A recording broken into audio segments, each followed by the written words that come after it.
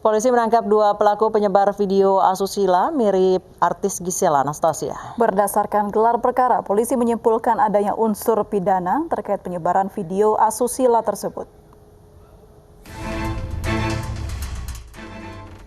Kedua pelaku diperiksa intensif di Polda Metro Jaya. Polisi menggali motif keduanya menyebarkan video asusila mirip artis Gisel Anastasia.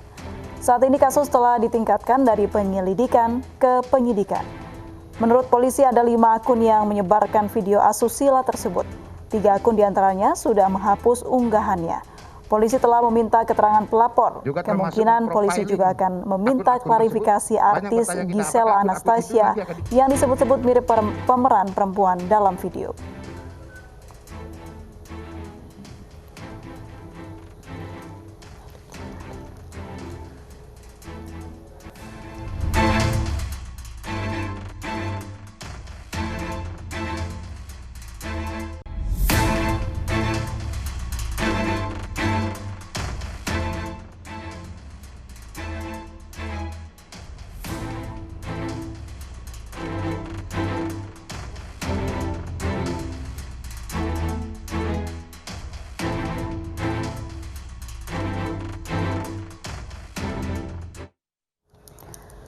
Siapa saja yang terlibat dalam penyebaran video syur mirip Gisel? Kami akan bahas bersama Kabid Humas Polda Metro Jaya, Kombes Pol Yusri Yunus, dan juga kuasa hukum Gisel Fitra Romadoni.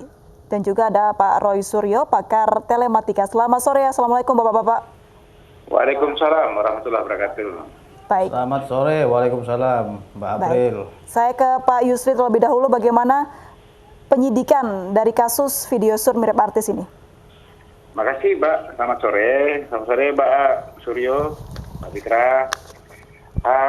Sampai dengan hari ini, siang ini memang sudah ada 2 orang yang kita tetapkan sebagai tersangka. Setelah kita lakukan pemeriksaan sejak kemarin, ya, kita akan pemeriksaan, dia adalah pemilik akun. Ya.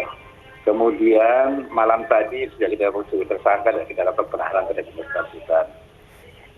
Kedua orang tersebut memang pemilik akun yang memang sekarang ini kondisi masif dia untuk menyebarkan. Ini hasil penelitian yang kita dapati dengan motifnya rata-rata untuk menambah followers di akun Twitternya. Katanya untuk mengikuti salah satu giveaway atau quiz ya. Ini motifnya sementara Mbak, begitu Mbak.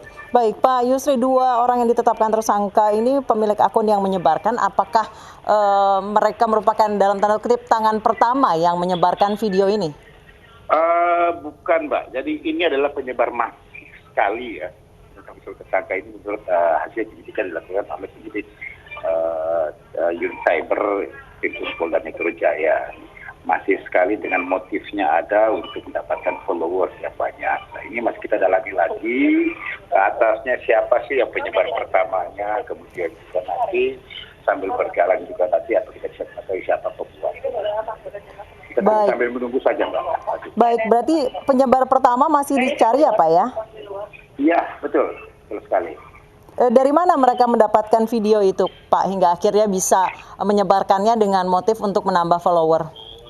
Saya ambil contoh saja, PP ini men-share screenshot ya, postingan video porno ini dapat dari Twitter dengan nama akun atau salah satu akun, kemudian dia kirimkan melalui WhatsApp dengan segala bentuk apa semua lah setelah hasil penyidikan yang ada ke beberapa grup WhatsApp yang ada, beberapa grup sosial yang ada, kemudian kemudian kita lakukan pemanggilan dan kita lakukan pemeriksaan pendalaman terhadap bersangkutan. Inisialnya PP, yang satu lagi adalah inisialnya MN. Apakah pemeran terduga pemeran wanita di video tersebut sudah dipanggil Pak? Apa hasilnya?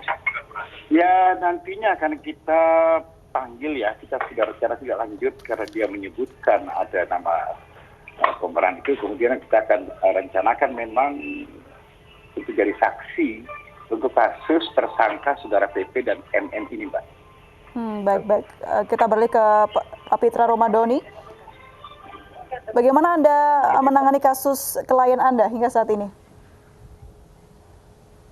Baik, sebelumnya saya ingin luruskan dulu terlebih dahulu bahwasanya saya Pitra Romadoni bukan sebagai kuasa hukum Gisela, akan tetapi saya mewakili masyarakat yang ingin mengungkap kasus ini. Dalam permasalahan ini kami menanggapi dan terlebih dahulu kami memberikan apresiasi penuh ya dari Aliansi Pengacara dan masyarakat terhadap kinerja Polri yang hari ini telah menangkap 2 tersangka yang saat ini sudah tersangka, sehingga pertanyaan-pertanyaan masyarakat tadi sudah terjawab oleh penjelasan daripada Pak Yusri tadi. Jadi saya berdasarkan catatan kami dan dari petunjuk para ahli yang kami dalami, bahwasanya kami menduga ini dilakukan oleh orang profesional karena ada dugaan retake dalam video tersebut seperti itu. Jadi video yang ada justru direkam kembali lagi, direkam ulang. Ini ya yang menjadi catatan kami. Apakah itu di retake atau tidak? Biar nanti pihak penyidik yang akan menjawab dari hasil penyidikan tersebut. Maksudnya di retake itu apa ya, Pak Fitra ya? Di retake itu adalah video tersebut direkam ulang seperti itu. Nah, jadi karena memang ini direkam ulang, kami kira untuk pembuktiannya ini sangat sulit. Akan tetapi kalau memang ini sudah dilakukan forensik, tidak ada yang tidak sulit kalau memang penyidik sudah melakukan forensik. Direkam ulang itu dibuat file barunya atau seperti apa, Pak Pitra? Berdasarkan bukti yang kami peroleh, itu ada 19 detik ya. Dan catatan kami dari keterangan para ahli ya, bahwasanya video tersebut itu kami duga itu video yang direkam ulang kembali dari handphone ataupun alat perekam lainnya. Nah, jadi kalau memang itu video secara murni, kita katakan tidak ada perekaman ulang ataupun mengabadikan dalam satu video direkam kembali, ini kan bisa menjadi penelusuran dari para ahli kapan dan tanggal berapa video itu dibuat. Baik. Nah, saya menduga bahwasanya di dalam pembuatan video tersebut ada sesuatu hal yang menjadi catatan dan tanda tanya kami dari Aliansi Pengacara. Dalam hal ini motif pelaku ini sebenarnya untuk apa? Di dalam catatan kami pada video yang berdurasi 19 detik tadi, pada durasi detik ke-1 sampai detik ke-3 itu, pemeran wanita yang ada dalam video tersebut menyadari bahwasanya dirinya itu dirinya itu sedang direkam seperti itu. Dan di detik ke-7 dan sampai detik ke-8, pemeran wanita tersebut juga melihat kembali gitu. Jadi ada dugaan kesengajaan di dalam video tersebut. Nah, jadi perlu dipertanyakan ataupun perlu ditinjau kembali orang yang pertama mengupload ini motifnya seperti apa. Justru yang lebih baik, Pak Pitra, tujuan pelapor melaporkan kasus ini tuh siapa sih Pak? Siapa yang ingin dituntut? Yang pertama kita fokus kepada penyebarannya terlebih dahulu, karena ini sangat merugikan jutaan rakyat Indonesia, apalagi di masa pandemi sekarang, semua para pelajar menggunakan sistem online daring dalam belajar mengajar. Jadi dengan penyebaran yang begitu masif ini, perlu ada tindakan hukum kepada para pelaku penyebaran konten asusila tadi seperti itu, sehingga ini tidak merugikan rakyat Indonesia yang mengakses ataupun mengkonsumsi konten asusila yang telah beredar di media sosial, begitu Mbak. Baik, saya ke Pak Roy Suryo. Pak Roy sejauh ini.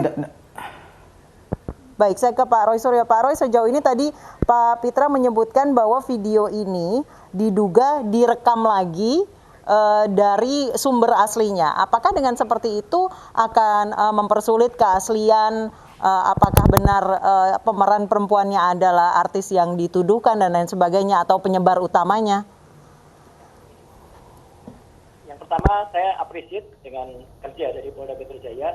Terima kasih Pak Yusrinus atas jajarannya yang sudah bekerja dengan cepat. Ya, dan saya perlu jelaskan arti retake ya, karena sebenarnya ketika video ini keluar beberapa hari belum ada yang mengeluarkan statement ini, kecuali kemarin saya memang mengeluarkan analisis ini. Jadi kesimpulan retake itu memang dari saya.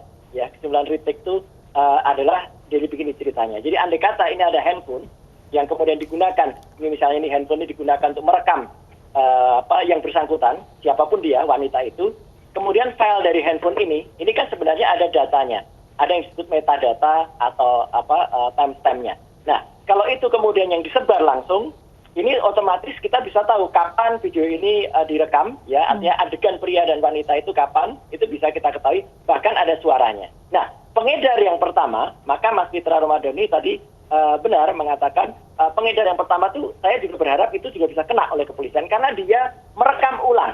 Jadi meretake itu merekam ulang. Jadi dia pakai gadget yang lain, jadi yang pertama tadi diputar filenya, kemudian dia rekam lagi. Nah, sehingga metadata atau timestamp-nya, Mbak April, itu kemudian yang beredar adalah timestamp yang kedua. Jadi ini memang agak mempersulit untuk pihak penyidikan. Tapi saya percaya teman-teman dari sisi IC Polri, ya, dari Cyber Polri itu sudah berpengalaman dalam hal ini. Insya Allah nanti itu akan bisa di-trace, karena misalnya dia viralnya adalah Sabtu malam, ya, kemudian itu bisa dilihat pakai spektrum mana yang paling masif, tadi yang dikatakan Pak Yusinus itu betul sekali, yang paling masif dulu yang kena, nanti yang paling masif diinterogasi, nanti di-trace dia, IP dia dibuka, handphone dia di-image, hingga kemudian keluarlah, dia ambil itu dari mana, ya, apakah dia ambil dari dari misalnya dari Telegram atau dia ambil dari Twitter, itu akan bisa ketahuan, dan disitulah nanti akan ketemu siapa yang meretake tadi. Dari retake itu tujuannya untuk mengaburkan atau untuk menyesatkan penyidikan. Jadi orang yang meretake ini, Mbak April, itu memang patut diduga dia berpretensi untuk menutupi kejahatannya. Terima kasih Anda masih bersama kami di iNews Sore pemirsa, dan kita lanjutkan perbincangan dengan Pak Yusri Yunus, Pak Pitra Romadhoni, dan Pak Roy Suryo. Saya kembali ke Pak Yusri. Pak Yusri, apakah kapan rencananya, apakah ada rencana bahwa artis yang mirip dengan pemeran perempuan di video itu akan dipanggil, Pak Yusri? Mbak, memang benar rencana tidak lagi ke depan ini terhadap tersangka, dua tersangka sekarang yang sudah dilakukan penahanan. Ininya nanti akan rencana tidak lagi ke depan, kita akan pertama akan memeriksa saksi ahli di bidang IT. Kita rencanakan hari Senin insya Allah. Terus kemudian pada saat kita lakukan pemeriksaan di acara kedua ini, ya, tersebut saudari GA yang merupakan public figure. Makanya kita akan mungkin akan memanggil, kita akan layangkan panggilan insya Allah hari Selasa ini untuk sebagai saksi. Baik. Sebagai saksinya nantinya. Artis GA ini akan dipanggil Selasa ya Pak ya? Ya, mudah-mudahan Selasa ini kita akan layangkan panggilan sebagai saksi saudari GA yang merupakan public figure ini. Mesti bisa hadir, kita lakukan pemeriksaan terhadap tersangka dua yang sudah kita lakukan penetapan sebagai tersangka dan sudah kita lakukan penahanan. Baik, saya ke Pak Pitra. Pak Pitra, Anda mewakili masyarakat yang merasa terganggu dengan beredarnya video ini. Apakah juga menuntut pemeran atau orang yang memproduksi video ini, Pak? Baik, terlebih dahulu kami sangat mengedepankan asas praduga tidak bersalah terhadap siapapun, ya, siapapun. Karena kita juga termasuk dalam pengacara di sini yang tergabung dari beberapa organisasi masyarakat seperti Komnas Perlindungan Anak. Jadi mengenai siapa yang dituntut, ini berada kewenangannya kepada teman-teman penyidik dalam pengembangan kasus tersebut. Jadi kita tidak bisa mendahului penyidikan yang sedang berlangsung karena akan dikhawatirkan akan mengganggu stabilitas dalam proses pemeriksaan dan proses penyidikan yang dilakukan oleh teman-teman penyidik. Yang jelas bahwasannya yang kita laporkan itu ada dua undang-undang di sini. Yang pertama Undang-Undang ITE sebagaimana dimaksud dalam pasal 27 ayat 1 junto pasal 45 mengatakan bahwasanya orang yang melakukan penyebaran atau pendistribusian itu dapat dimintai pertanggungjawaban pidana. Nah, dan di dalam Undang-Undang Nomor 44 tahun 2008 tentang pornografi, kita juga memasukkan pasal Undang-Undang pornografi, yakni di pasal 8, pasal 34, junto pasal 55 KUHP. Jadi di dalam pasal 8 kan sudah jelas di situ setiap orang dilarang dengan sengaja atau atas persetujuan dirinya menjadi objek atau model yang mengandung muatan pornografi. Nah, ini yang perlu kita dalami, apakah orang yang di dalam video tersebut benar dugaan masyarakat atau tidak. Nah, Jadi yang bisa menjawab ini adalah Polri. Kami rasa Polri sangat sangat serius dan sudah maksimal sekali dalam mengusut permasalahan ini, karena buktinya sampai saat ini sudah ditetapkan 2 orang tersangka dalam permasalahan ini, dan kemarin sudah Rabu kemarin sudah ditingkatkan dari proses penyelidikan ke penyidikan. Ini merupakan bentuk komitmen Polri dalam mengusut tuntas kasus ini. Baik. Sehingga masyarakat tidak bertanya-tanya siapa pelaku yang ada dalam video tadi. Dan wajib kita berikan apresiasi penuh kepada Polri yang telah mengusut kasus ini seperti itu. Baik, selanjutnya saya ke Pak Roy. Pak Roy, untuk mencocokkan pemeran di dalam video itu, apakah butuh video asli atau cukup dari video yang retake itu, Pak? Ya, ini yang tadi mau saya katakan ya. Dari video retake itu pun sudah saya periksa, dan analisa saya mengatakan kalau meskipun itu hanya 19 detik, tapi bisa kita pastikan pada detik ke-8 dan detik ke-14, itu sebenarnya bisa dibuktikan memang tidak ada tempelan wajah. Sekarang ini banyak sekali software yang bisa mengubah ya wajah seseorang, misalnya wajah artis GA ditempelkan pada video pemeran orang lain ya. Ini tidak ya. Jadi artinya adalah wajah yang ada di situ, wanita dan prianya itu adalah memang mereka. Mereka itu siapa? Nah, ini yang harus nanti ditindaklanjuti.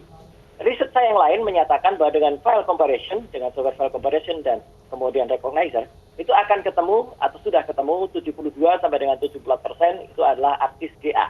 Ya, jadi artinya saya sangat berharap nanti jajaran kepolisian, Pak Yusri Yunus dan kawan-kawan, terutama di bidang cybercrime, itu nanti akan bisa, misalnya kalau memang GA itu bukan pemeran, ya, dia mungkin akan bisa menuntut, justru dia menuntut, seperti yang dilakukan artis, saya sebut saja Syahrini.